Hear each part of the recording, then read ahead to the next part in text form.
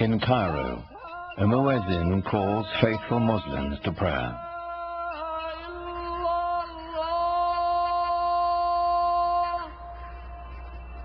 It's the same call that sounds 5 times a day, every day, in cities across the world.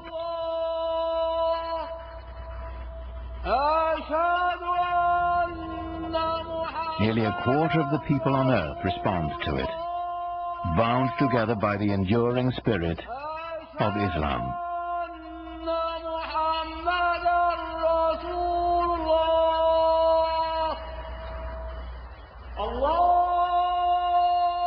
God is most great, the muezzin calls. I testify there is no other God but God. I testify Muhammad is the messenger of God.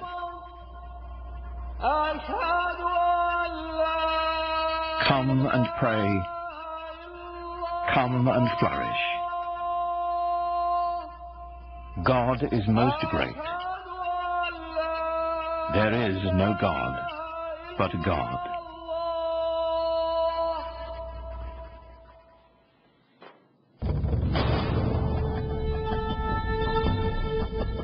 In the unfolding of history, Islamic civilization has been one of humanity's grandest achievements. A worldwide power founded simply on faith. A spiritual revolution that would shape the nations of 3 continents and launch an empire. For the West, much of the history of Islam has been obscured behind a veil of fear and misunderstanding. Yet Islam's hidden history is deeply and surprisingly interwoven with Western civilization. It was Muslim scholars who reclaimed the ancient wisdom of the Greeks, while Europe languished in the Dark Ages. It was they who sowed the seeds of the Renaissance, 600 years before the birth of Leonardo da Vinci.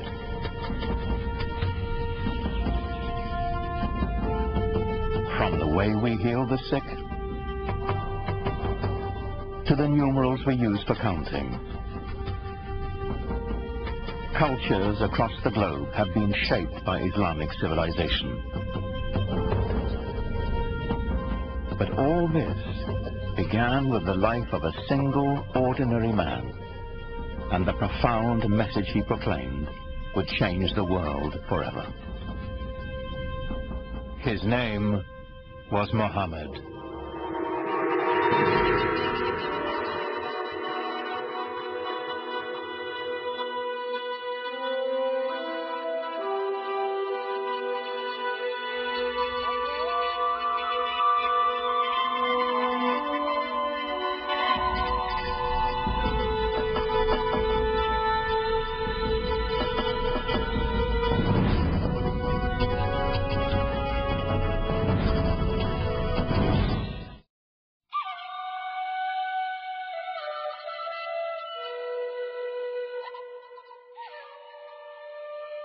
To Muslims, the life of Muhammad is a story revered, in its mysteries as much as its certainties, that our beliefs held sacred. Whatever we can tell about the Prophet, of course, is screened through the filter of what has been preserved over the centuries and what people have wanted to preserve. And it's very difficult to pull out from all of these different sources that are very adoring and the ordinary human being that the person that he was.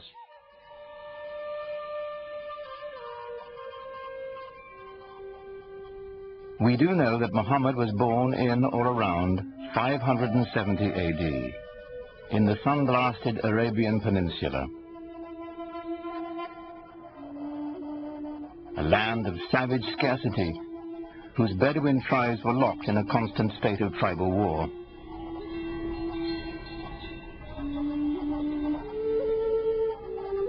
While still an infant, Muhammad's parents gave him his first taste of life in the desert. Muhammad was from a town, Mecca, but he was sent off to live with the Bedouin because the people, even in the town of Mecca, felt that the Bedouin were the holders of the the deeper cultural Arab values.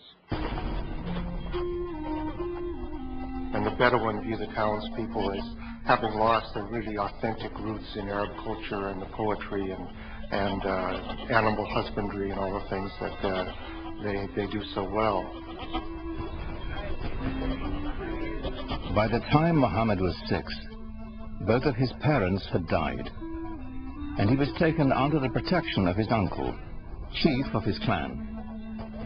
Being an outsider gave him a singular perspective. He'd been orphaned early and developed very early on a passionate sense of concern for those who are left out of society. To be orphaned in a tribal society where clan and family relationships are your keys to everything, success, status, honor, dignity, is to face what it really feels like to be marginalized. And that obviously had a very deep impression on him as a young man. In some ways, it was detrimental, of course, to grow up without parents, but in other ways, he was so adaptable. He had many parents, he had many fathers, he had many mothers, so it made him a child of everybody. Muhammad's clan, like Arabs all across the Arabian Peninsula, would share the stories that had been told and retold for generations. Pre-Islamic Arabian civilization was largely an oral culture, and was tremendous respect for and admiration for people who could express themselves orally, and especially those who could recite poetry almost at the drop of a hat. Some of the most important people in a tribe were the poets. As they sang of the glory of the tribe, they told the story of the tribe. To the Bedouin, the word had a mystical importance. Poets linked the tribe to its ancestors and celebrated values older than memory. Poetry was the sinew that bound the Bedouin together, celebrating their victories, lamenting their defeats. The poems themselves, like the poems of Homer, both celebrate this great heroic ethos and yet intimate in the deepest way the tragedy that this ethos of constant tribal warfare brings to people. Warfare and conflict were the grim realities of a dangerous time. Muhammad's uncle taught him the skills he'd need to survive in a world where even a prophet would wield a bow and arrow.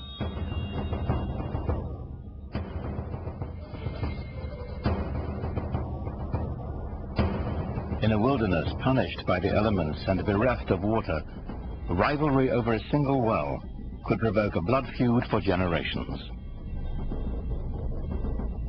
A real rivalry, real battles, and sometimes quite bloody. So the allegiance of individuals was to the family, immediately, and at a larger extent to the tribe. Without the tribe's protection, no one could endure. Scattered across the peninsula were countless factions, all embroiled in bitter struggles, each defending its precious grazing lands, trade routes, and most importantly, its wells. Well, you have to understand that most of the lands are dry, and so water is something that everyone always considers precious. For those of us in climates that are more heavily watered, it's difficult to understand the depth and the centrality of the symbol of water in societies that are desert and in which it only rains once or twice a year, and in which a little water makes the difference between life and death.